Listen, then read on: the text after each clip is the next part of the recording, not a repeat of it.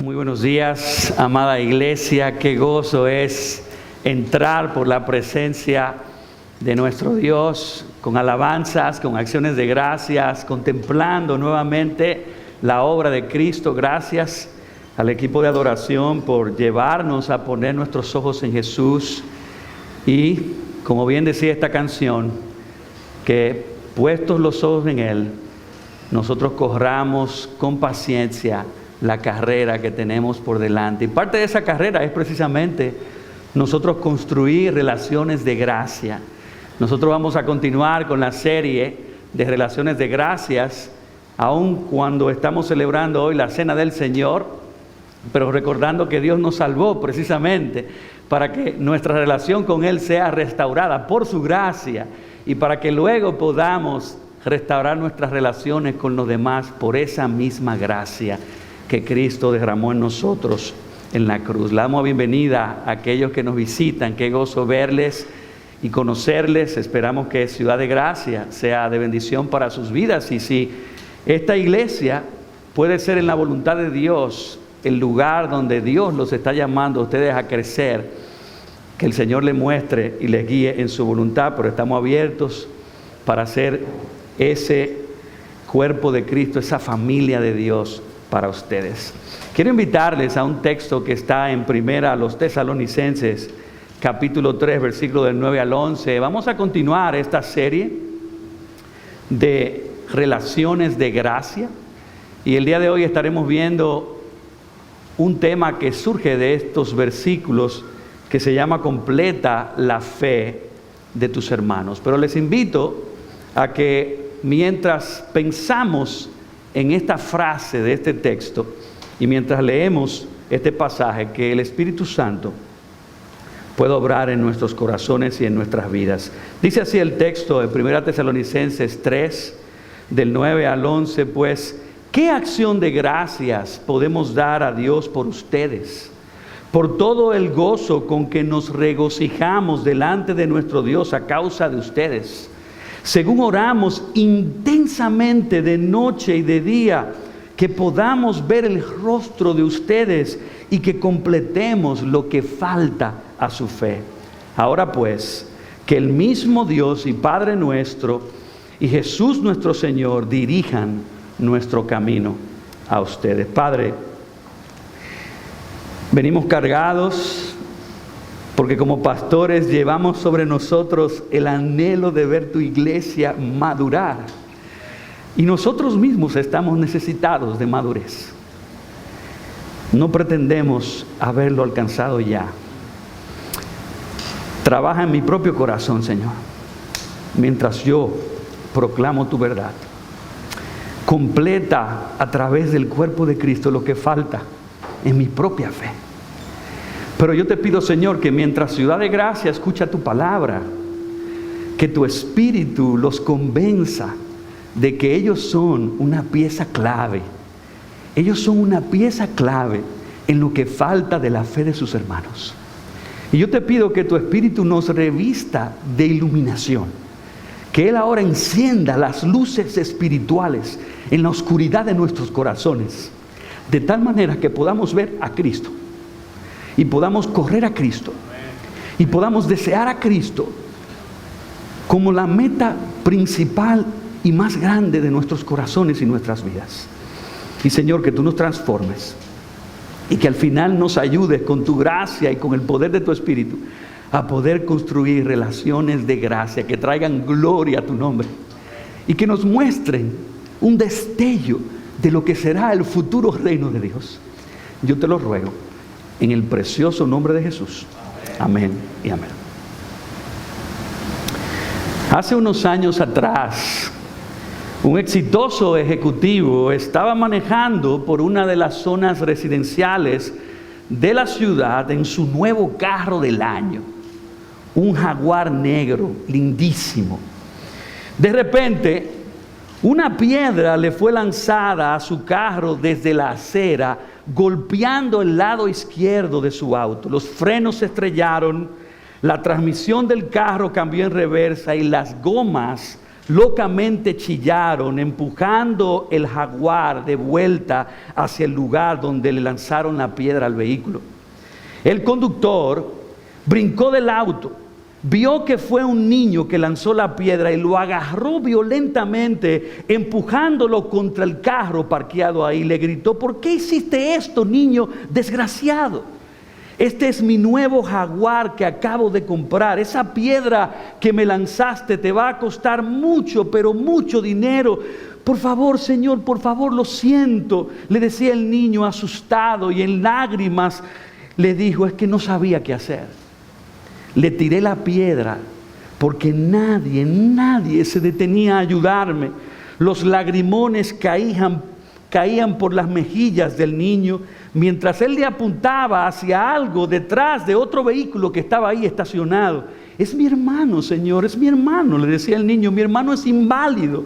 Y mientras lo llevaba, perdí el control y se rodó fuera de la acera, cayéndose fuertemente en la cuneta, y no puedo levantarlo. El niño gemía en un llanto de profunda tristeza, y sin que casi se le entendieran las palabras, le pidió al ejecutivo: ¿pudiera usted ayudarme a levantar a mi hermano y ponerlo de nuevo en su silla de ruedas? Está herido y es demasiado pesado para mí. En un instante, la actitud de este ejecutivo fue transformada. Mientras se apercibía de lo que había ocurrido, inmediatamente corrió a rescatar a este joven inválido, lo sentó en su silla, sacó su pañuelo, limpió sus heridas y rasguños. Luego se quedó asombrado, viendo cómo el hermano pequeño empujaba a su hermano inválido por la acera hacia su casa. El joven ejecutivo quedó tan tocado por esa experiencia que decidió por un tiempo no llevar el carro al mecánico y dejar la puerta izquierda de su jaguar abollada.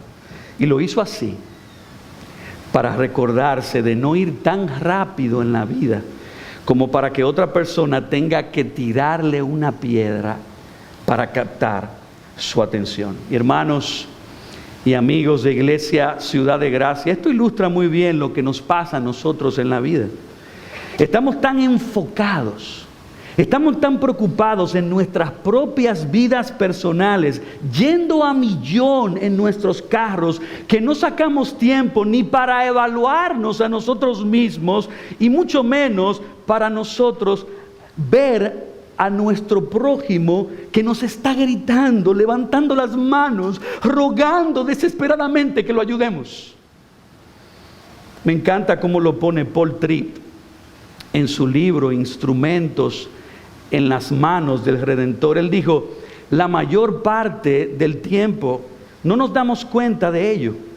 Vivimos sumergidos en nuestros pequeños mundos egocéntricos que nos cautivan y consumen muy fácilmente, pero Dios nos impulsa más allá de una vida centrada en nuestra propia felicidad y nuestros logros personales. Dios te dice que tu vida es mucho más grande que un buen trabajo, que un cónyuge comprensible o que hijos que no se vuelvan delincuentes, que tu vida es más grande que jardines hermosos, que vacaciones agradables y que ropa de moda, que en realidad tú eres parte de algo más inmenso que comenzó antes de que tú nacieras y continuará mucho después de tu muerte, que Dios está rescatando a una humanidad caída, llevándola a su reino y moldeándola progresivamente a su imagen, y Él quiere que tú y yo seamos parte de eso.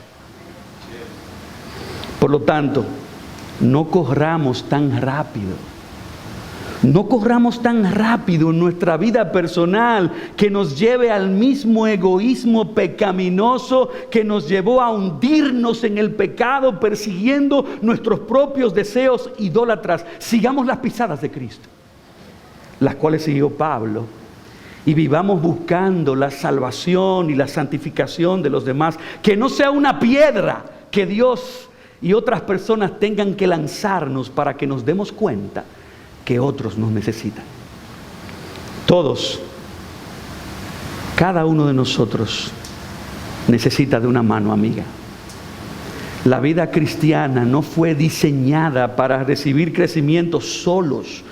No fuimos diseñados para ser independientes de los demás. Todos necesitamos que los demás participen en nuestro crecimiento. Y como parte de esta serie de relaciones de gracia, vamos a estudiar un mensaje que surge de este pasaje que se titula Completa la fe de tus hermanos.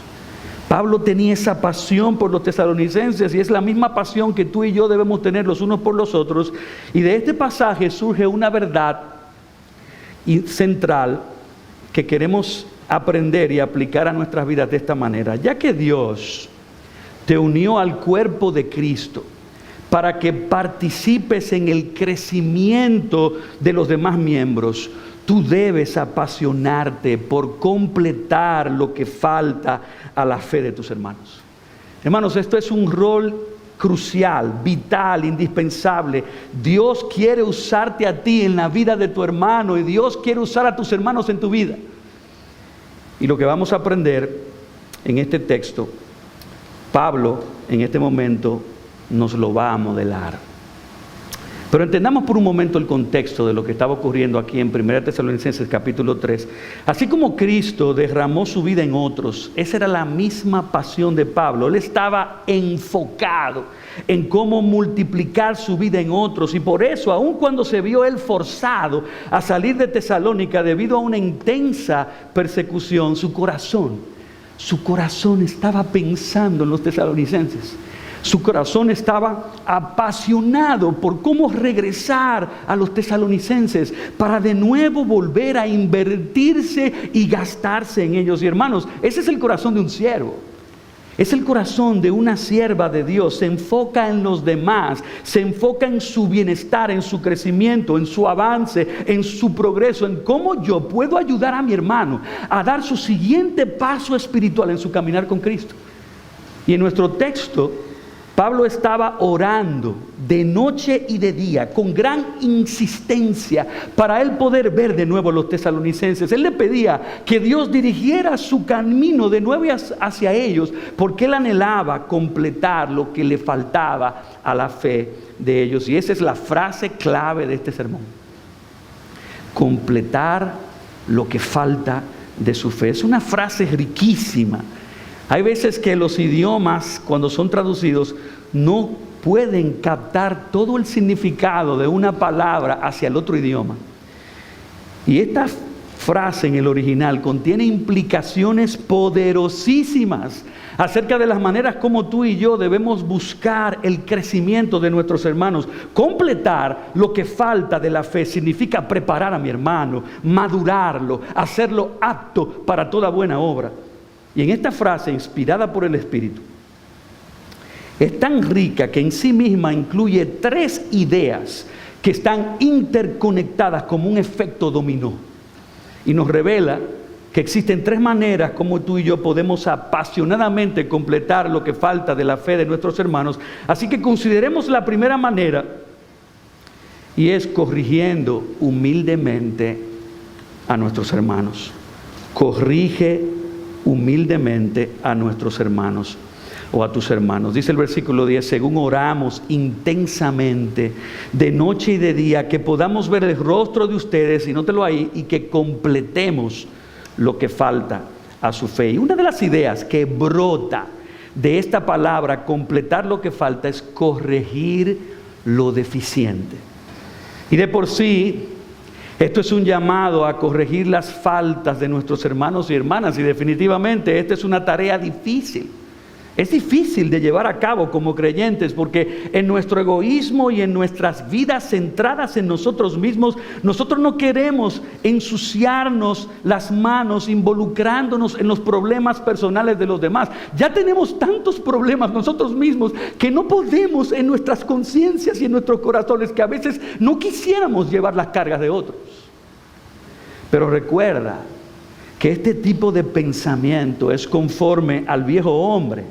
Cuando nosotros vivíamos para nosotros mismos, buscando nuestro propio camino y nuestra propia voluntad, ahora que estamos en Cristo y ahora que formamos parte de su cuerpo, no solo yo debo preocuparme por mi propio crecimiento, sino que también debo preocuparme genuinamente por el crecimiento de mis hermanos, sabiendo esto, que cuando yo ayudo a mi hermano a crecer, todo el cuerpo también crece.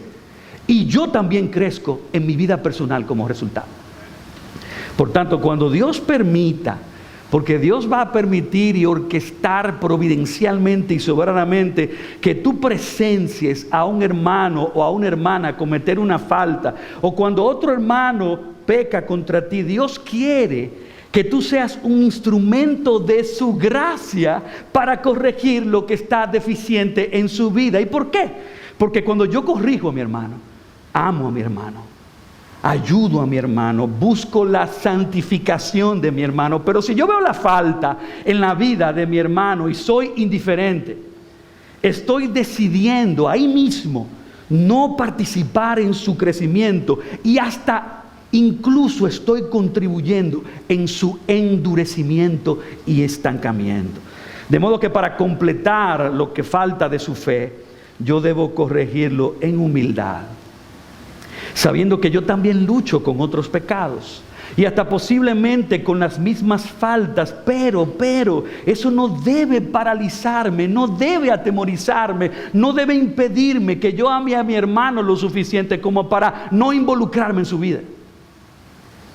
Pablo dijo en Colosenses 1:28 que Dios lo había puesto para amonestar a todo hermano y enseñar a todo hermano en toda sabiduría, a fin de presentar perfecto en Cristo Jesús a todo hermano y hermana. ¿Y ustedes saben lo que significa la palabra amonestar? Amonestar significa aconsejar a alguien para que abandone una conducta pecaminosa que es contraria a la palabra de Dios.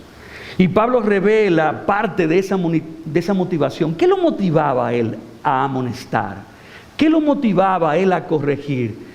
Debemos amonestar porque Dios quiere usarnos para presentar a nuestros hermanos perfectos en Cristo Jesús.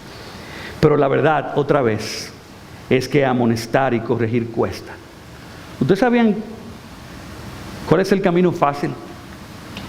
El camino fácil es hacerme de la vista gorda, no involucrarme, pasar de largo como hicieron el levita y el sacerdote ante el hombre que había sido atracado y estaba allí caído en el camino en la historia del buen samaritano. Es muchísimo más fácil relacionarme con los otros de una forma superficial y nunca tratar con sus obvias ofensas y sus evidentes debilidades. Amonestar y corregir requiere que yo muera a mí mismo y ame al otro lo suficiente como para tratar con su falta.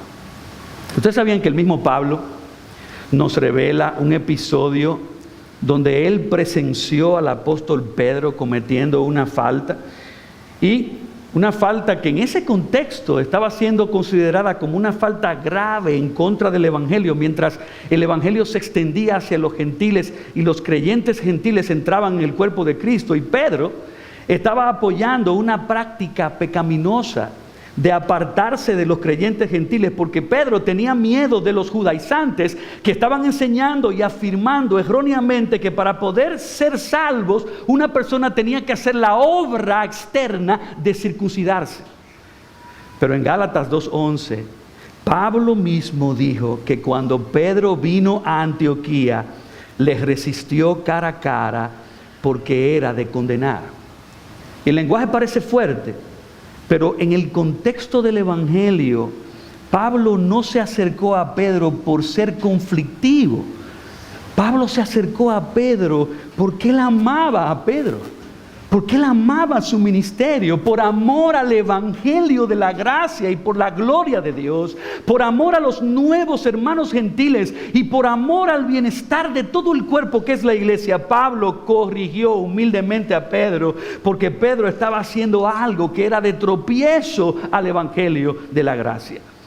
Y Gálatas 2:14 revela el proceso de cómo Pablo lo hizo. Dice: pero cuando vi que no andaban rectamente conforme a la verdad del evangelio, dije a Pedro: si tú, siendo judío, vives como los gentiles y no como judío, ¿por qué obligas a los gentiles a judaizar? Y lo que estamos viendo, hermanos, es que Pablo no fue indiferente. Pablo pudo haberse hecho de la vista gorda, pero él vio la falta en Pedro y no solo vio que era un tropiezo en su vida personal, sino que vio que afectaba también su liderazgo. Eso estaba afectando a toda la iglesia de Cristo. Pablo no fue indiferente. Pablo en amor se acercó valientemente, cara a cara y humildemente corrigió a Pedro. Y hermanos, oigan esto, para corregir, oigan esta frase, para corregir se requiere de amor como la motivación, de compasión como el impulso y de humildad como la actitud. Y para tener estas cualidades, hermanos, debemos pedírselas urgentemente y diariamente a Cristo en oración, porque solo Cristo puede producir esas cualidades en nosotros por su Espíritu. Miren, por causa del pecado nosotros no somos movidos naturalmente a estas cosas. Por eso fue que Cristo murió y resucitó. Cristo murió y resucitó para esto, para perdonarnos, restaurarnos y madurarnos, para que tengamos este tipo de relaciones de gracia, donde con el poder del Espíritu Santo yo me acerco a otros en amor y en compasión y en humildad y corrijo y amonesto a mi hermano y hermana. Y vuelvo y repito, aunque amonestar y corregir cueste y sea difícil y en estos tiempos no sea muy popular, debemos hacerlo por amor. Debo corregirte por amor y no debo hacerlo con orgullo para humillarte. No debo corregirte por contienda para derrotarte.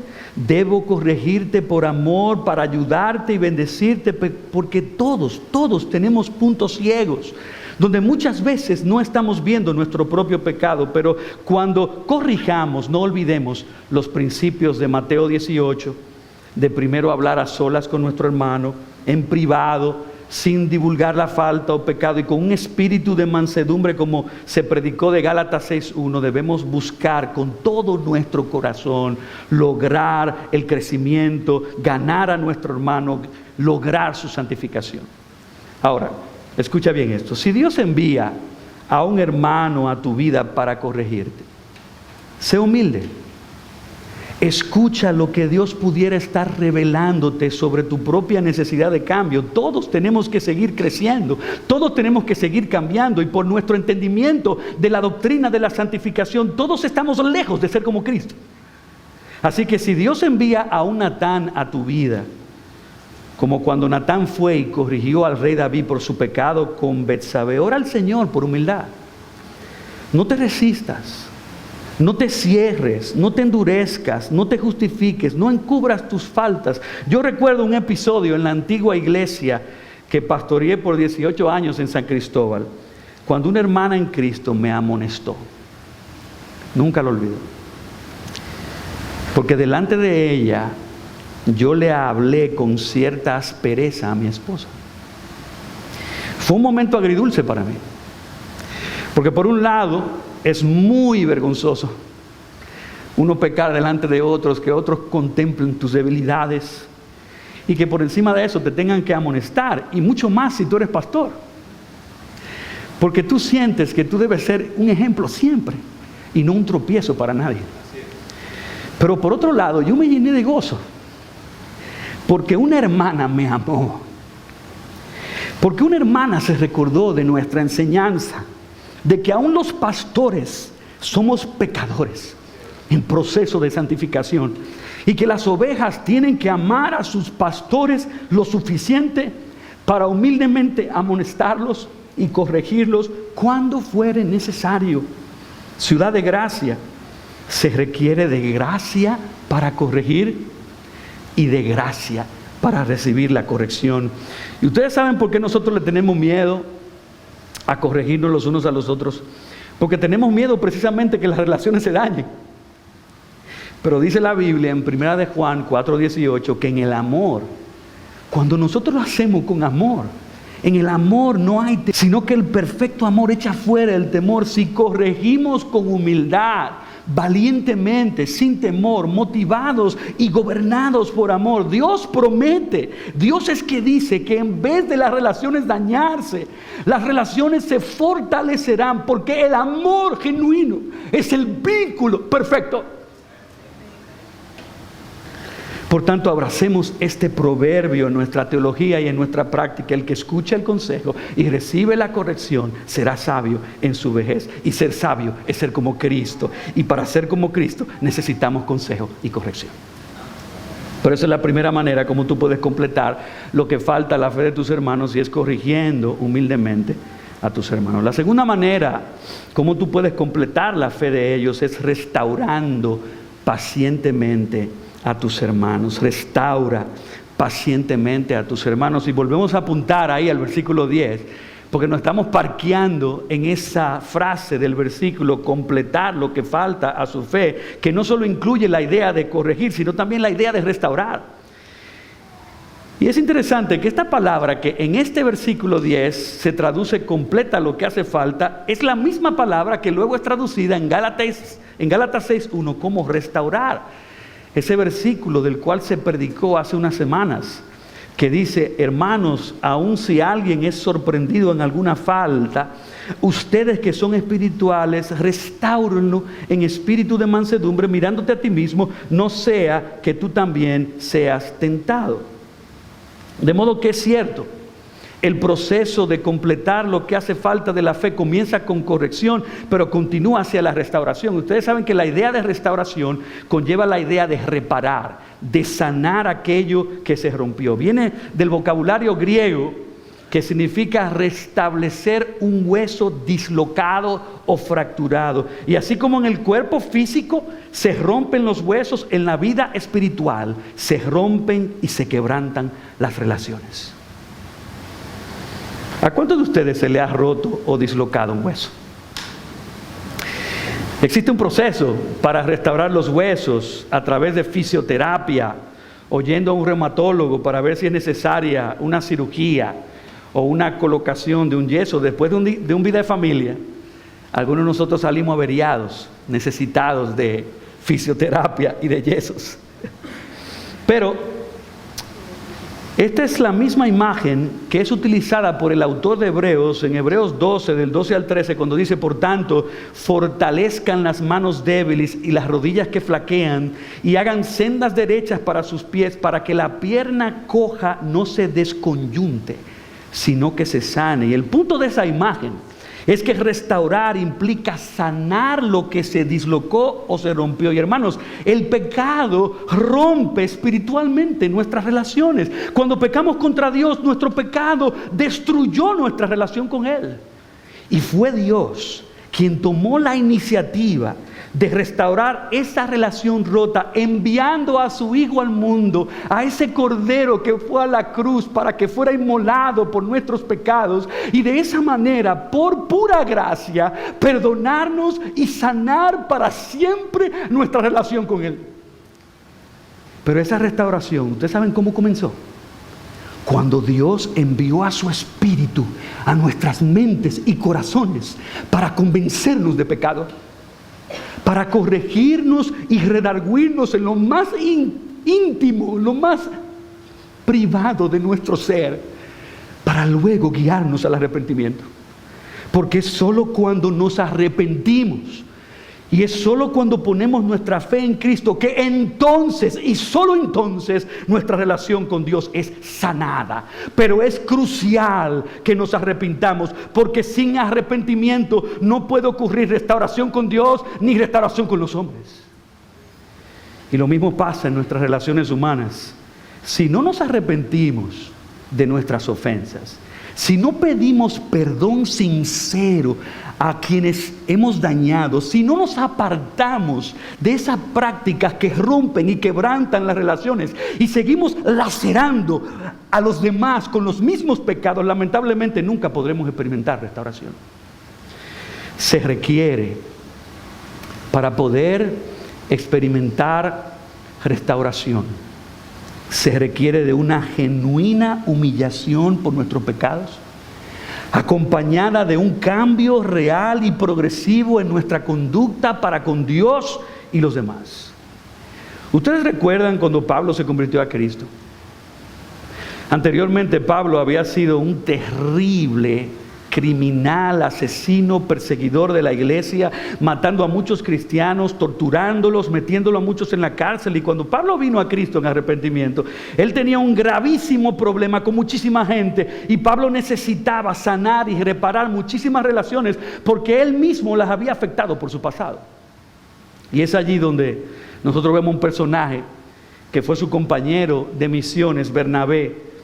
¿Cómo fue usado por Dios para ayudar a Pablo a sanar y restaurar sus relaciones quebradas? Dice la Biblia en Hechos 9, 26 y 27, cuando Saulo, que era el antiguo nombre de Pablo, después de convertirse, llegó a Jerusalén, trataba de juntarse con los discípulos, pero todos le tenían miedo, no creyendo que fuese discípulo. Entonces Bernabé, tomándole, le trajo a los apóstoles, les contó cómo Saulo había visto en el camino al Señor, el cual le había hablado, y cómo en Damasco había hablado valerosamente en nombre de Jesús. ¿Y a quién vemos nosotros? En medio del conflicto entre Pablo y los demás cristianos, allí estaba Bernabé. Bernabé estaba ahí sanando, reparando, restaurando. La imagen fue tal que Bernabé tomó a Pablo de la mano y fue con Pablo a hablar con los apóstoles, de modo que Pablo le pudiera pedir perdón a los líderes, pedirle perdón a todos los demás cristianos que él había afectado por haber matado y metido preso a familiares, a hermanos y amigos, y que de esa manera al final, viendo un sincero y genuino arrepentimiento y un cambio de conducta en su corazón y en su vida, ellos pudieran recibir, perdonar y aceptar a Pablo. Amado hermano y hermana de Ciudad de Gracia, tú y yo debemos ver a cada persona en la iglesia como personas necesitadas de manos sanadoras, reparadoras, restauradoras, que con paciencia y humildad ayudamos a nuestros hermanos a levantarse de sus caídas, a sanar las heridas de sus pasados y a restaurar sus relaciones quebrantadas por el pecado. De hecho, como hemos dicho anteriormente, la iglesia no es una sala de trofeo de personas que después de venir a Cristo y ser perdonadas son inmediatamente perfeccionadas. No, la iglesia es como un hospital donde, a pesar de que hemos sido perdonados efectivamente por la sangre, que es la fuente eterna que brota de la cruz para perdonar todo pecado y toda maldad, nosotros seguimos teniendo dolencias espirituales. Necesitamos de continua sanidad, porque venimos a Cristo con huesos espiritualmente rotos, de muchos tropiezos, de muchas caídas que ahora necesitan ser reparados y sanados. Pero tú sabes qué, al mismo tiempo, todos debemos vernos como enfermeros, trabajando para el gran médico Jesucristo, llamados como Bernabé a sanar, a reparar y a restaurar las relaciones unos con otros. La iglesia debería ser un grupo de pecadores perdonados que con humildad levantamos a todo el que está herido. ¿Ustedes saben por qué? Porque un día, Cristo nos encontró heridos. Un día Cristo nos encontró muertos en nuestros delitos y pecados, y fue Cristo quien nos levantó y nos dio vida. Fue Cristo que nos limpió y sanó nuestras heridas, y aún hoy día Cristo sigue restaurándonos para su gloria. Y si somos intencionales, mira, si tú eres intencional y haces cada vez más vida en familia, tú te vas a dar cuenta que existen muchos hermanos, o existimos muchos hermanos y hermanas en medio de la iglesia que necesitamos ser restaurados, porque hemos venido a Cristo después de pasar muchísimas situaciones difíciles en nuestras familias, en nuestra historia, en nuestro pasado, sufriendo muchísimos tropiezos, muchísimas relaciones dañadas, que hoy están quebradas por abusos, por maltratos, que luego produjeron en nosotros traumas, complejos y limitaciones. Y todas las personas, por eso necesitan una mano amorosa y una mano paciente que les diga: hermana, hermano, yo te entiendo, yo estoy aquí para consolarte, para sanar tus heridas con el Evangelio, para extenderte el perdón de Jesucristo, para exhortarte a que aprendas a perdonar a los que te hirieron, pero también animándote que así como Dios te sanó gratuitamente en Cristo y te restauró por pura gracia, que tú también te conviertas en un restaurador y un sanador de otros. Ya hemos estudiado que para completar la fe de tus hermanos, primero debo humildemente corregirlos, segundo debo pacientemente restaurarlos y por último debo fielmente entrenarlos. Entrena fielmente a tus hermanos. Esa idea de completar lo que hace falta de la fe tiene la idea también de entrenar con terapia y con ejercicio. ¿Cuántos aquí tienen una hernia?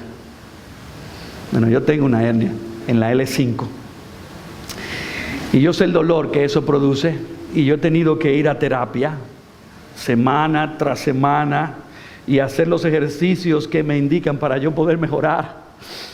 Pero aquí estamos hablando de un entrenamiento espiritual para ejercitarnos en todo el conocimiento y la práctica necesaria para desarrollar la habilidad de conducirnos como Cristo, para que luego que aprendamos a comportarnos como Jesucristo, nosotros entrenemos a otros para que vivan para la gloria de Dios.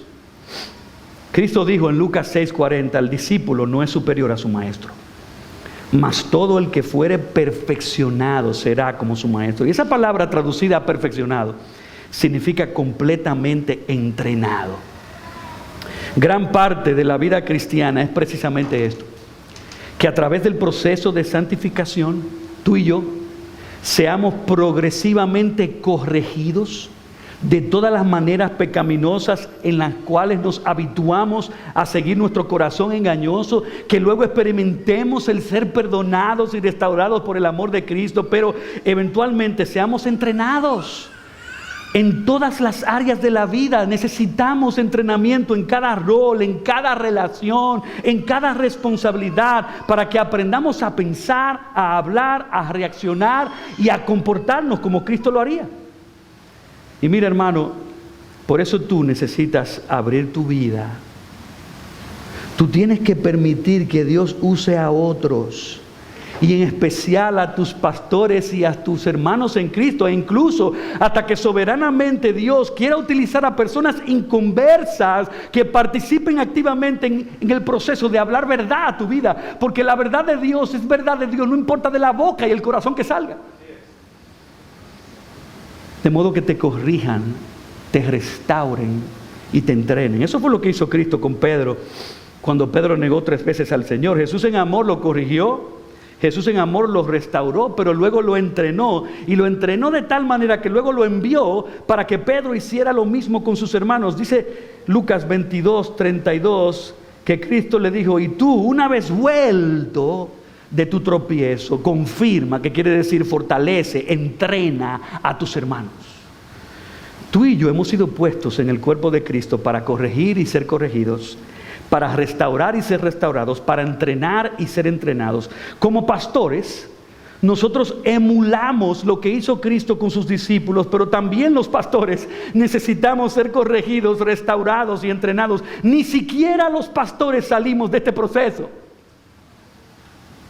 porque nosotros seguimos luchando, igual que todo otro creyente, con el pecado remanente dentro de nosotros. Y por eso yo alabo al Señor, porque nosotros pertenecemos a una iglesia que tiene una pluralidad de pastores con igualdad de autoridad, para que nos cuidemos mutuamente, nos corrijamos, nos restauremos y nos entrenemos. Pero los pastores también necesitan a los demás creyentes que participen en completar lo que hace falta de su fe.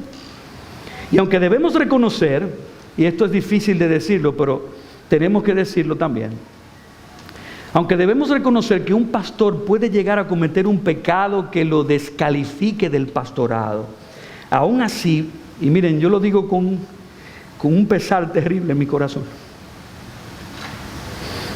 porque yo he estado en iglesias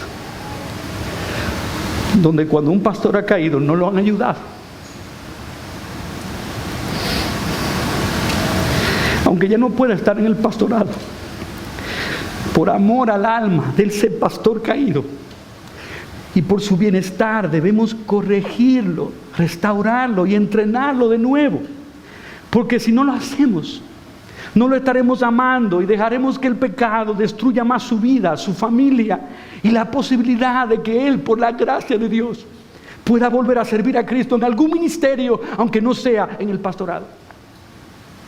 Hoy en día, la gente está dándole mucha importancia al entrenamiento de su cuerpo. Y por eso está muy de moda la cultura fit. Yo creo que yo debería entrar en esa cultura. Physically fit. Estar físicamente en forma. Y en efecto, las personas están pagando a entrenadores para que le den un seguimiento y un entrenamiento personalizado. Y todo esto es bueno siempre y cuando eso no se convierta en una idolatría al cuerpo.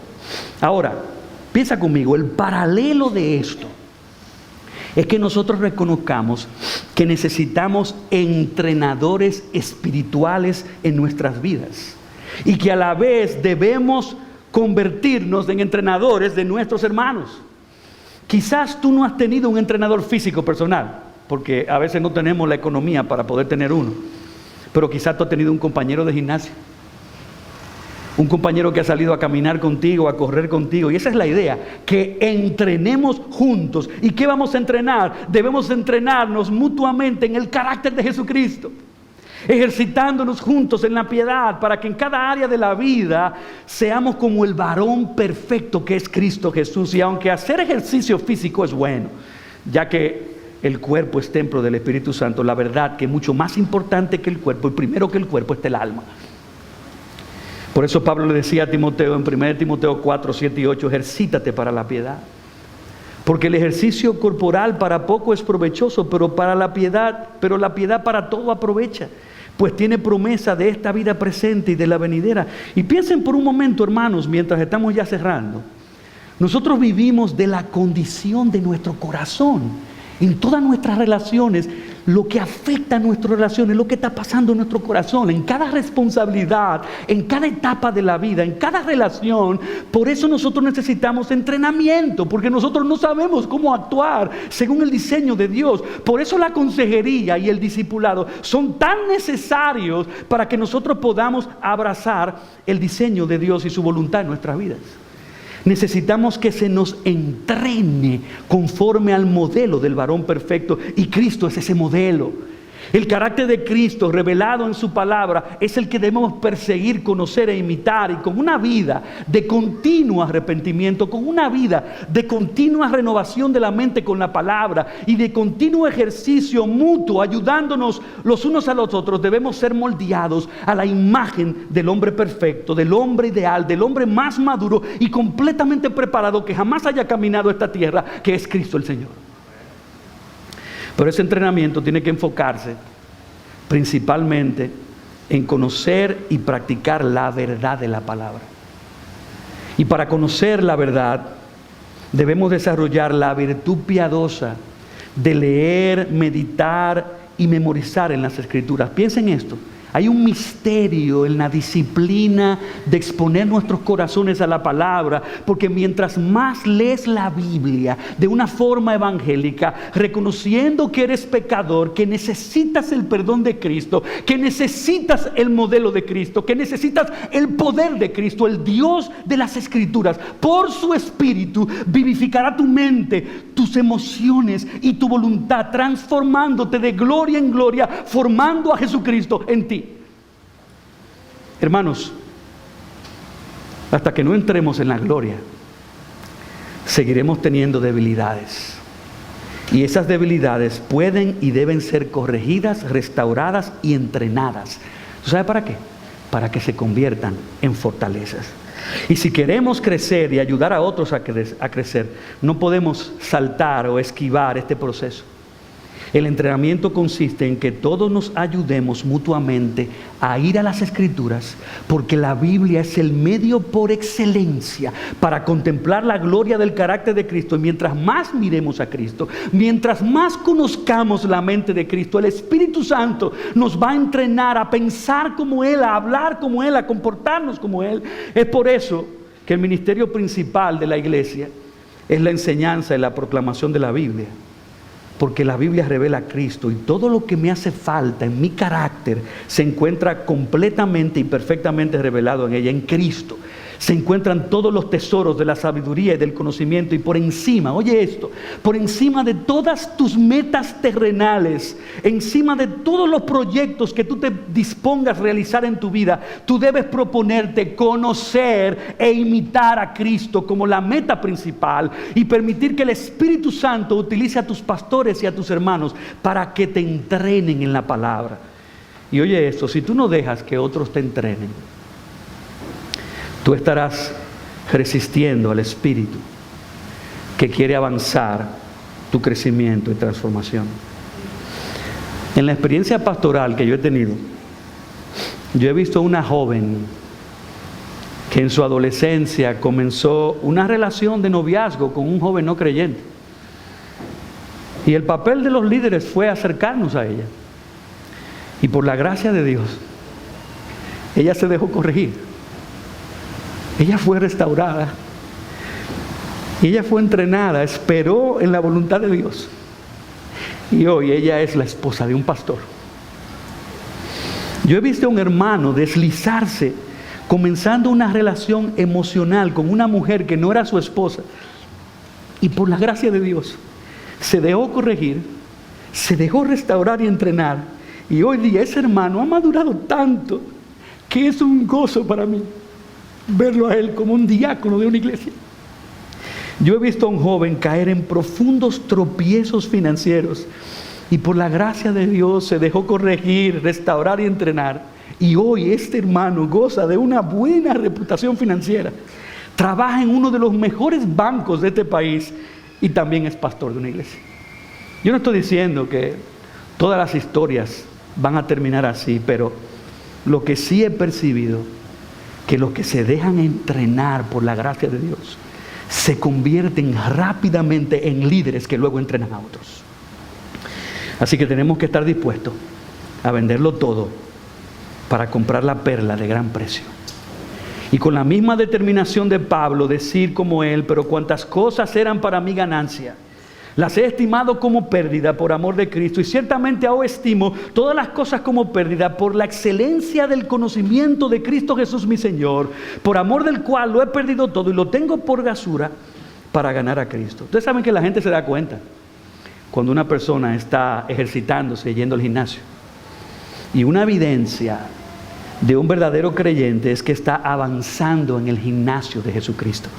Y la gente percibe que está aprendiendo, aunque sea poco a poco, a actuar como Jesús, porque el Espíritu está dando testimonio a través de su vida que está siendo moldeado a la imagen de Jesús. Muchas personas hoy no están en los caminos del Señor, aunque un día profesaron la fe y crecieron en iglesias y sirvieron hasta con grandes dones y habilidades. Pero cuando llegó el momento crucial en sus vidas, que necesitaron ser corregidos y restaurados, se endurecieron en sus corazones. Y no se dejaron enseñar, prefirieron justificar y encubrir su condición, quizás por orgullo, quizás por miedo a la vergüenza.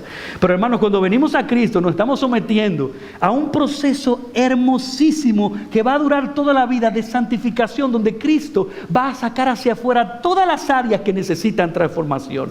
Y yo sé que esto no es fácil. Esto requiere de mucha humildad, una humildad que el Espíritu Santo está dispuesta a dispensarte.